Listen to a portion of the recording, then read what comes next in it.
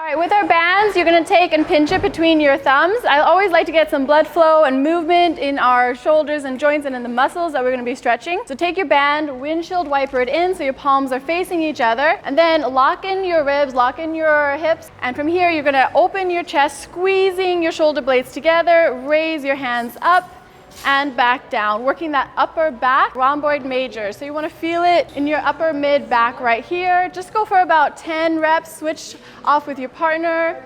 Yeah, and then so turn your hands in. There you go, nice. And then, yep, right here, shoulders down and back, working this mid back. Yeah, hopping, nice. So I want you seated, so your hips are blocked. Hips are blocked. Hi, friend. You're gonna sit far enough away from this so that the band is pulling you forward. This is gonna go into our joint mobilization. You're gonna loop the band, beam over your shoulders, stand your arm all the way out, hunting for that 90-degree angle. You're gonna rotate forward for that 90-degree angle, back and forth, hunting for that end range of motion. Again, use your core to stabilize, pull, letting that band pull your shoulder joint behind, keeping your shoulder out and elongated. Don't let it sag down. Elongate it, rotating back and forth. So let me bring it down here, and on this end range, really, yeah, you feel that there. That's where you want to feel. Oh, so it should be more on like the other femur, side, yeah. not like the shoulder. Yeah, not the, okay. yep, exactly. Lock your core in place. We're not arching, yep, there you go. Extending your arm out, nice, there we go. And then also think about lengthening through your spine. There you go, so your shoulders can be more back and down, then focus on the rotation. Same position that we just did, putting that band on the shoulder, arm extended out at the 90-degree, grabbing the band, rotate your shoulder back, but you're going to fight against that with your hand. So you're pulling your hand back at the same time. This hand is trying to pull the PVC forward. Isometric holds, building the strength in the shoulders here. So extend your arm all the way out. Yep, square your chest a little bit. And then keep your wrists a little straighter and stacked. And fight, there you go. So passively let it stretch and then actively drive against it. Feel that? Yes, I like so it. Good. Arm at a 90-degree angle, so square up your chest. This band we're gonna take and put it over here.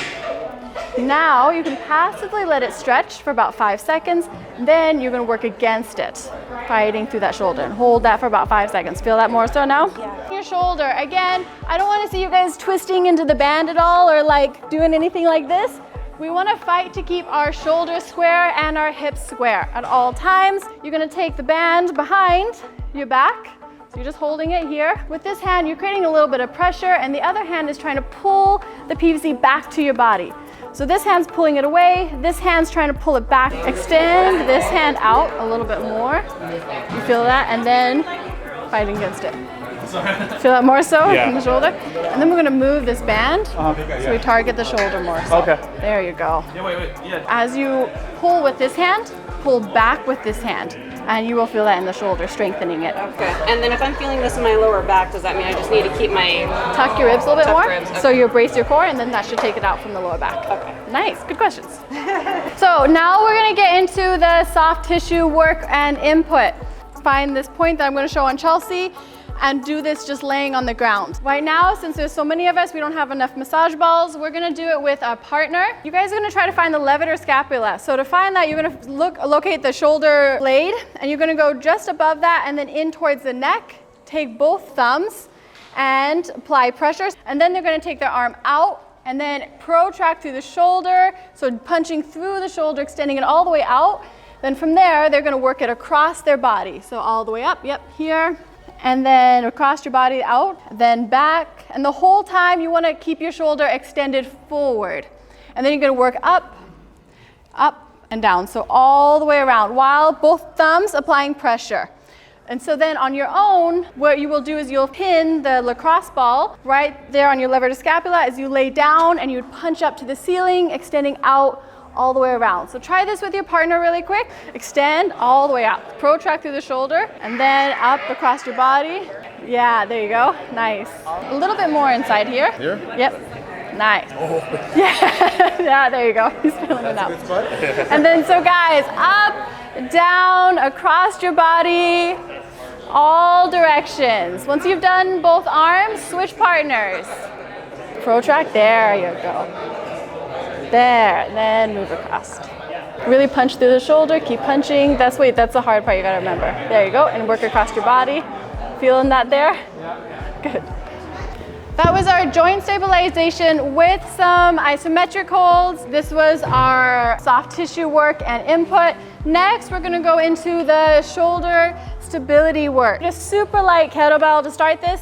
I always like to do this bottoms up. This works the stability and also is a great strengthening technique for your wrist. Especially in CrossFit, we do so much wrist work in full extension, press, handstands, anything bar.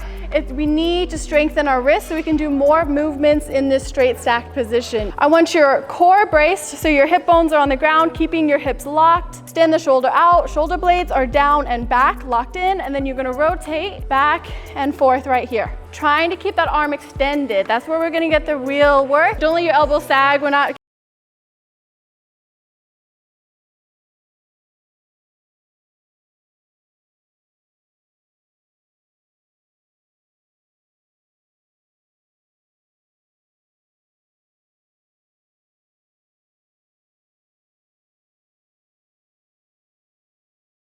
you really want to get mobile, you're going to spend 30 to 60 minutes every day training your mobility, just like you do a full CrossFit class. But we live in the real world. We don't all have time to spend another 30 minutes to an hour on a mobility. So as we're going through these different drills, really pay attention to whatever drills highlight your weaknesses or target your weak areas, target where you're tight. Remember, put a check mark in those drills, do them before the class, and then give yourself 10 minutes after your class to go to the side and do these stretches afterwards.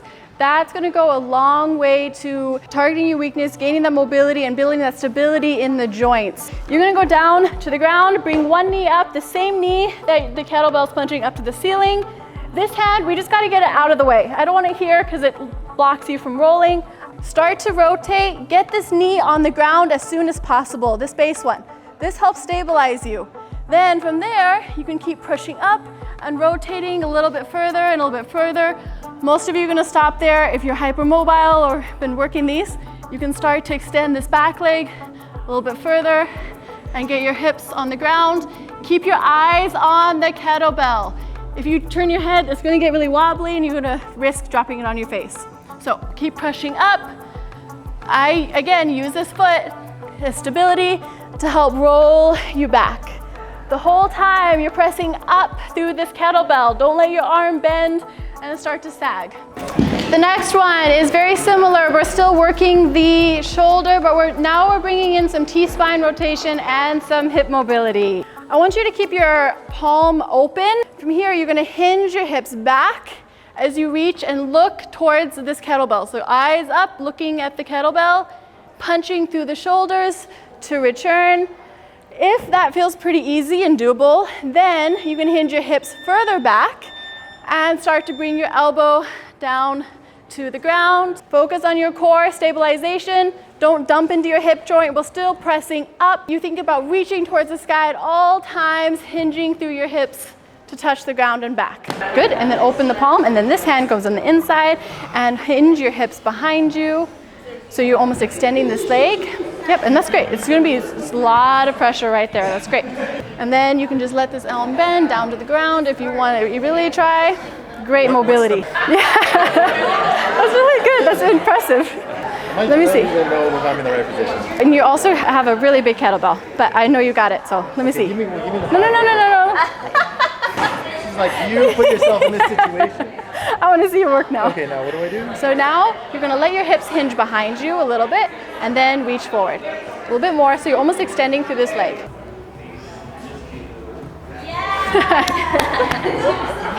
So the next level of this stretch is we are adding a lot more hamstring mobility into this stretch. Keep your legs straight as possible. You're going to let your hips hinge back. You're going to twist through the T-spine, reaching this hand for the ground. Again, we're looking up at the kettlebell, hinging as far back as possible, trying to get as close to the ground as possible.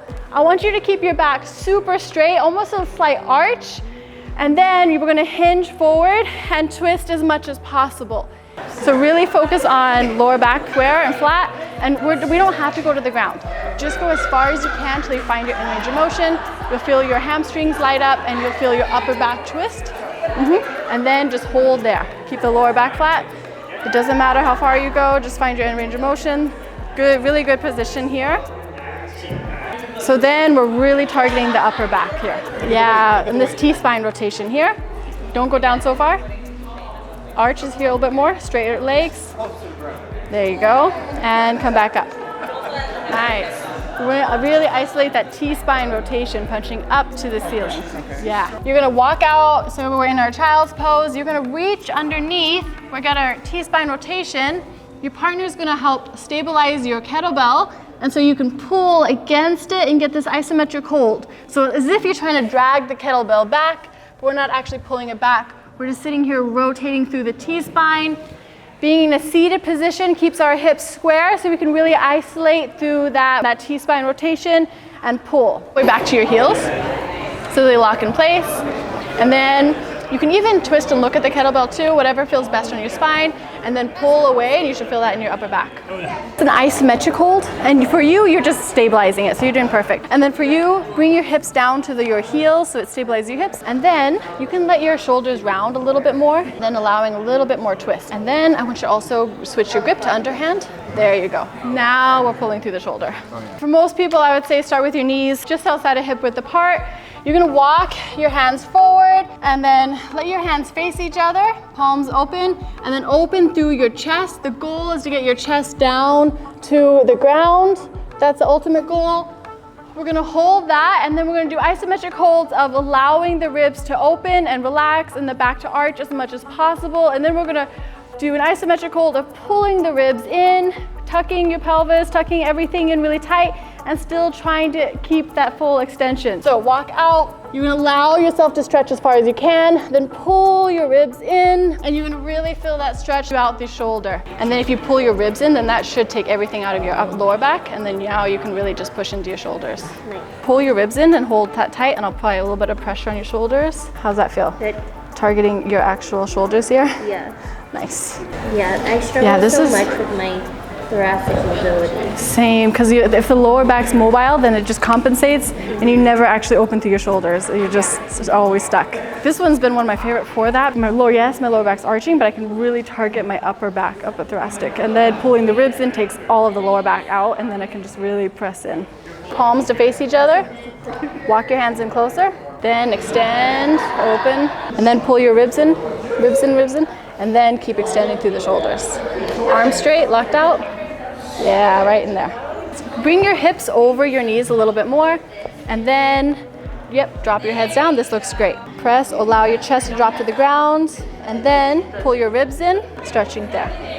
Fighting against that. You're gonna hike the band up as close to your hoo-ha as you dare, and you're gonna extend all the way out, targeting your hip flexor. Get a lot of tension. Your hips are a lot more dense than your shoulders are. From there, we're gonna drop down one knee, and now it's pretty easy to sit here relaxed and this not doing much at all for you, and you're gonna be kind of bored, yawning over here. Tuck your pelvis, and as soon as you do that, your hip flexor is gonna fire, and this band is gonna be pulling back, and you're gonna feel a super intense stretch on this hip flexor and your quad. This one is often missed because we can compensate for a lack of hip flexor mobility for lower lumbar spine mobility. So you have to tuck your pelvis. If you are lacking your hip flexor mobility, the first time you are forced to use it in like a lunge, or if your foot slips out from under you on ice and your hip flexor is forced to work, you're gonna have a hip impingement, which is what happened to me in gymnastics. My lower back was super mobile, and it compensated for a lack of mobility in my hip flexor. And so the first time I had to actually use my hip flexor, I had an impingement and I was in a wheelchair for 2 weeks. So tuck your pelvis, lean forward, and the more you tuck, the more intense it's going to feel in your hip flexor, and you'll also feel a stretch down into your quad. You're arching, tuck more. Tuck your pelvis. Feel that there? Yes. Similar position, but this time from here, you're going to take, again, big steps away and drop down to a lunge position. You got to make sure that hip is hiked up as high as you can, up on that hip joint as we saw. If it's too low, you won't feel much. Have to externally rotate through your hip. Turn on your glute medius, drive that knee out, and then hinge forward, hunch for where you feel tight, and if you find that point, just hold. And then this leg, come in a little bit and then drive this knee out. As we are squatting or doing our overhead mobility, we have to look at our shoulder mobility, our hip mobility, and all the way down to your ankles are also a big limiting factor that a lot of people forget to look at when we are squatting or when you're limited. So if you're squatting and your heels are coming up off the floor, that's a good indicator that you're lacking ankle mobility. So a really good stretch for our ankles. Now the placement of this band is super important. We don't want it up here, just pulling our tibia back. We have to pull it down right about where your shoelaces start. So we're targeting your talus. So pull, jerk your foot forward. There you go. Then relax the back knee. You said point the toes out this way? Just a hair. I just don't want them pointing in. And then driving this knee over, hunting that in range of motion. Great, pulling back on the shoelaces. That's great. And then just take your knee, driving your knee over. That's awesome. Good job. All right, going into the last stretch. Again, using the band, hike it up as much as you can. From here, take this knee and extend it across your body. Then from there, you can grab this knee and really drive it down. Use that leverage. Feel it more? Thank you guys so much for joining me, coming out. This is an awesome turnout.